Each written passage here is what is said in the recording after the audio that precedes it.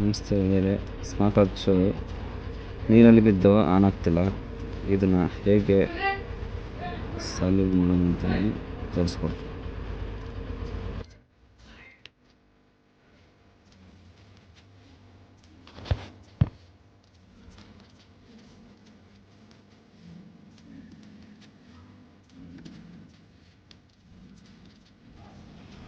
Battery connect ನೀರು ಬಿದ್ದೆಲ್ಲ ಮೆಲ್ಟಾಗಿ disturb ಆಗಿತ್ತು.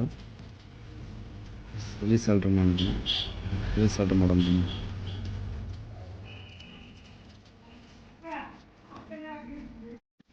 Battery ರೀಸಾಲ್ಡ್ರ್ ಮಾಡಿ ಮತ್ತು ಡಿಸ್ಪ್ಲೇ ಹಾಕಿ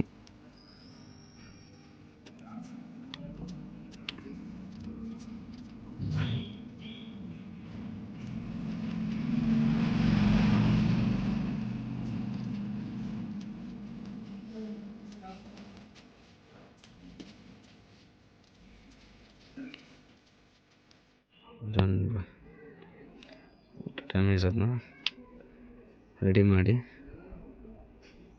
ಔಟ್ಪುಟ್ ಬಂದಿದೆ ನೋಡಿರಿ. 5 ವೋಲ್ಟ್. ಯಾವುದೇ ಕಂಪ್ನಿ ವಾಚ್ ಆದರೂ ರೆಡಿ ಮಾಡಿಕೊಡ್ತೀನಿ.